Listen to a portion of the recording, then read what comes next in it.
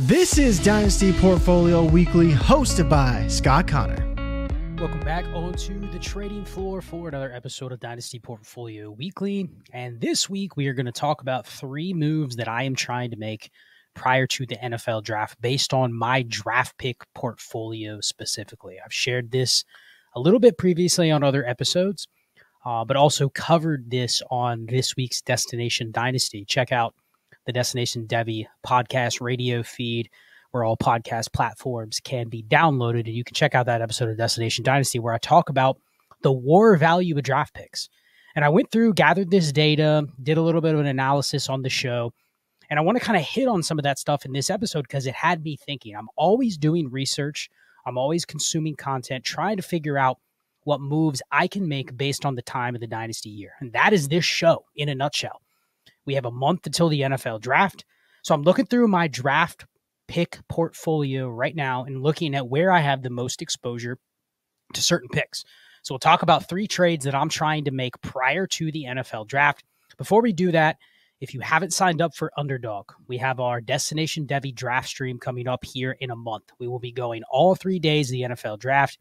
We have dozens and dozens of prizes, autographs, jerseys, roster reviews, Discord, Heisman memberships to the website where you get access to the Trinity tool, the War tool, etc. A ton of great prizes, but you have to use promo code DDD, Destination Devy Draft, DDD. When you sign up for Underdog, do a deposit.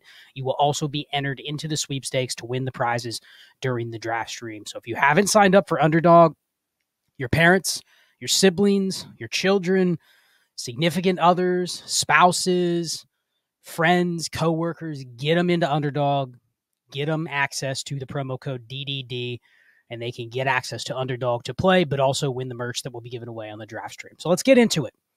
3 moves that I'm trying to make before the NFL draft. And we start by looking at draft picks. I've mentioned it before that I track my draft picks. So I'm looking right now.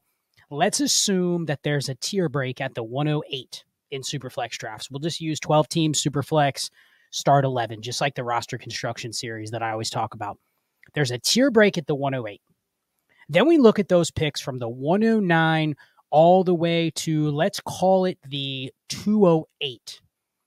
And I think there's a lot that's going to happen in this range. It's about a 12-pick span, depending on where the cutoffs are. For some people, it might be the 110. For some people, it might be the 206. You can determine. But the general idea is this is a very highly valued range in this year's class. So I look at my exposure in that range. I have 3 picks at the 109, 6 at the 110, 6 at the 111, 5 at the 112. So right there, back end first, between the 9 through 12, I'm sitting on 21st this year. That's a lot. It's a lot relative to the fact that I'm only counting 43 leagues here. So 20 picks in that range. I know I don't want to take 5 shots on every player I could possibly take there because there's going to be some leakage. There's going to be players that I'm overexposed at that should be going at the 109, 110, 111, but I don't want to continually take them. I don't want to end up getting one at 109 and then another one slips to me at 111 and then I have to pick them there because by ADP, it's the best pick. So right there, I have 20 picks from 109 through 112. Then you expand that even further, 113 or 201. I have 4. 202, I have 4. 203, I have 5. 204, 2. 205, 4, 206, 2, 207, 3, and then 208, 6 shares.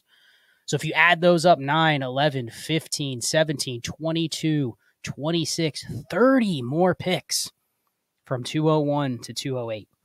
So from 109 to 208, I have 50 picks. That's more than one per league in that range. It's too many, especially when they're valued the way that they are. Now, obviously, the first move I'm trying to make is, can I turn those into future firsts? If you listen to this week's Destination Dynasty, the context to what I'm talking about in this show will make a lot more sense.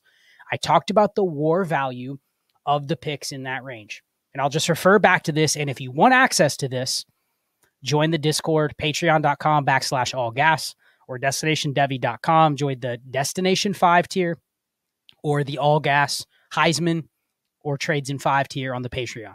All 3 of those will get access to the premier parts of the Discord where I'm going to share all of this data. But if you just look at the 2-year war for each one of the last 5 classes, which gives you a relative idea of the value of the draft picks.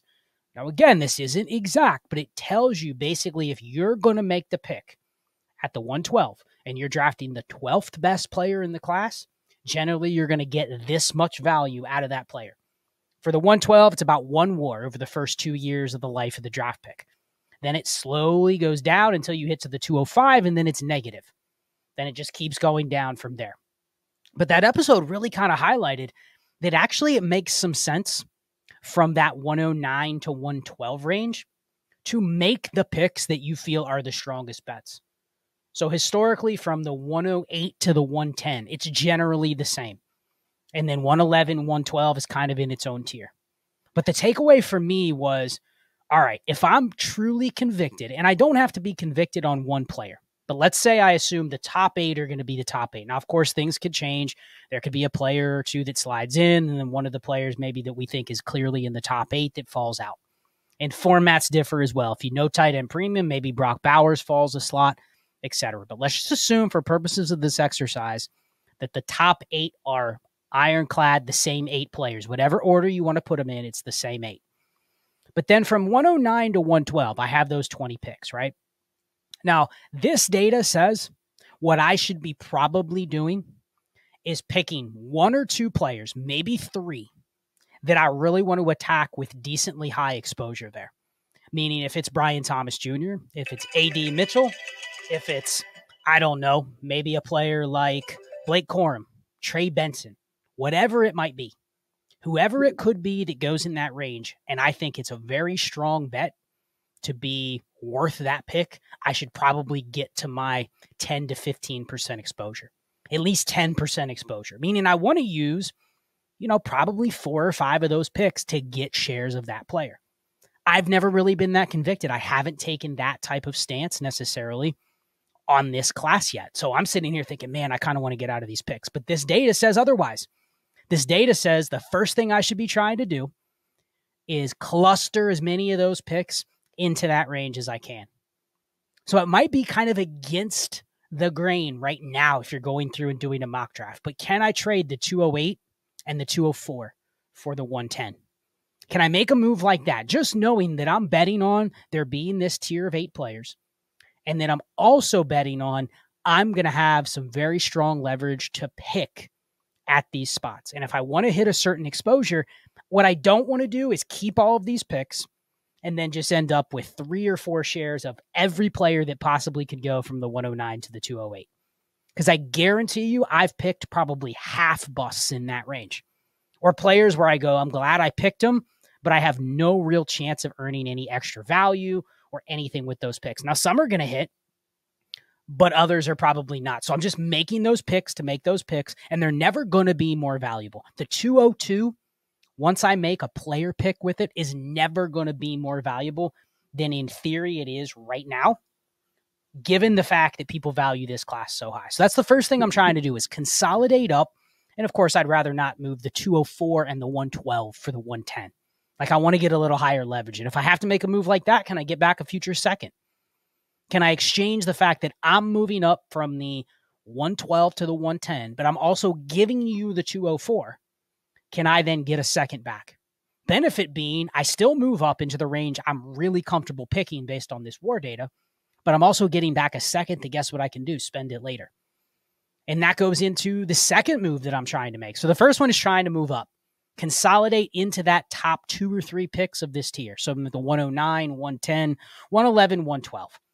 And I think that's opposite of what a lot of people are saying to do because they're doing the mocks right now. And they're saying, well, there's going to be a lot of good players in that range and they're all going to be the same and give me 2 shots instead of 1. Best ball, sure, I can understand that. In a really, really deep league, start 11 or more, sure, I can understand doing that sometimes. But for most of you out there, if you can consolidate and make a strong pick that's at the top of the next tier, I'm trying to do that, especially if it's one where you can get another piece back, even if it's a third. Doesn't even have to be a second. But if I can get that second piece back that helps my roster construction, can I also get Trey Lance thrown in? Is this a deal I can work on getting Justin Fields? I was working one on Justin Fields in a similar manner earlier, but I couldn't do it. Could I get a third and a backup quarterback? Whatever kind of helps your roster construction, For lineup leagues especially, I think this is a great target to try to get that extra little piece back that the other person doesn't value as a second round pick. The next move is obviously trying to trade out of these picks. If you're at the 111, 112, 201 or beyond, the ultimate is to be able to turn it into a future pick. Can I turn that into a future first? Can I move that pick back? And here's where I'm going against the grain of the first move that I was making. Can I move that 111, 112 back and pick up something useful, more useful than just a backup quarterback? Can I pick up a veteran running back and also get one of the picks that's going to be in this higher leverage range? Can I move the 111 and get Alvin Kamara in the 207? Something like that.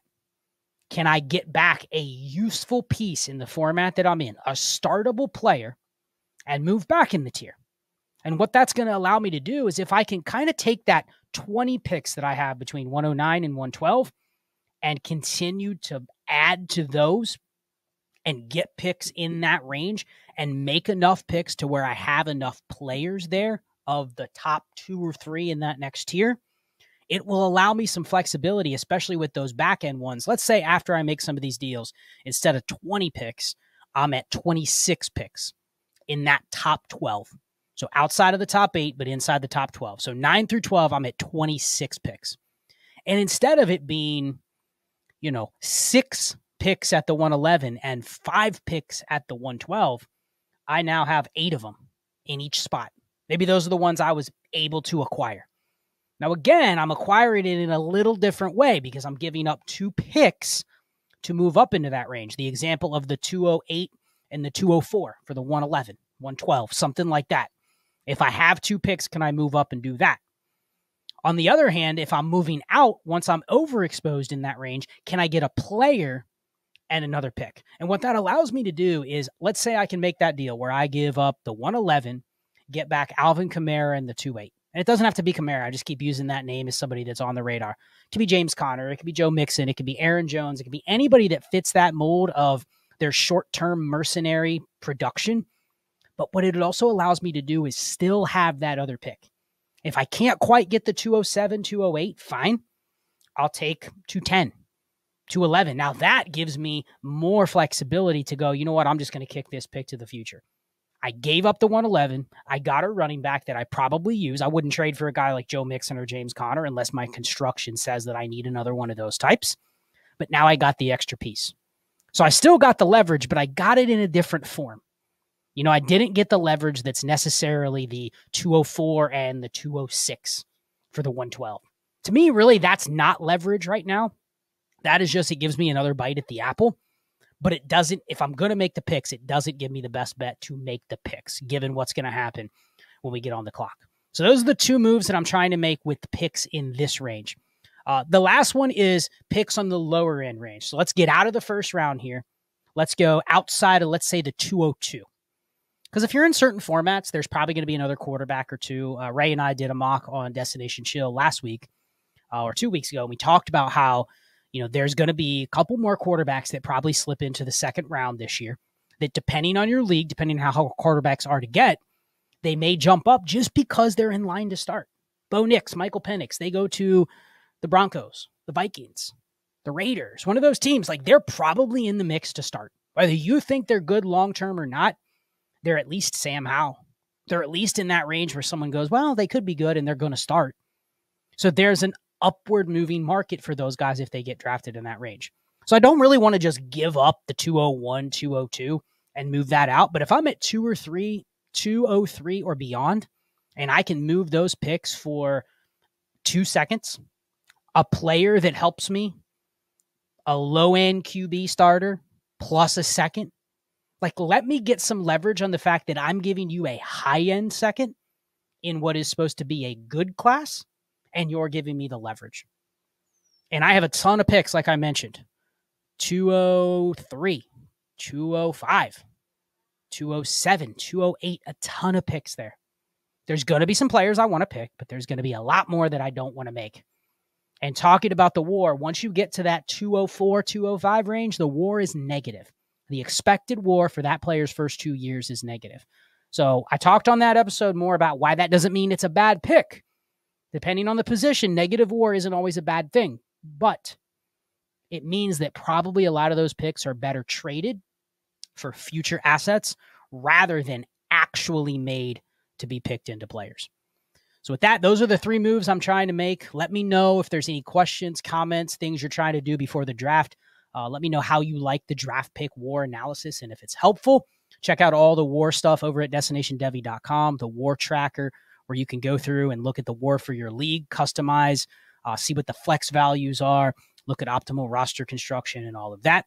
DestinationDevy.com for all the tools, patreon.com/allgas. And remember, for that draft stream, if you have not signed up for Underdog, your loved ones, your friends, your coworkers, sign them up for Underdog, do a deposit, use code DDD to enter to win all the prizes we're going to give away on the draft stream, which is a month away. I cannot wait. Tune in to Destination Devy on YouTube, live for the draft stream. It is going to be the best draft stream in the space, bar none, out there covering the 2024 NFL draft. So with that, I'll sign off. Be chill.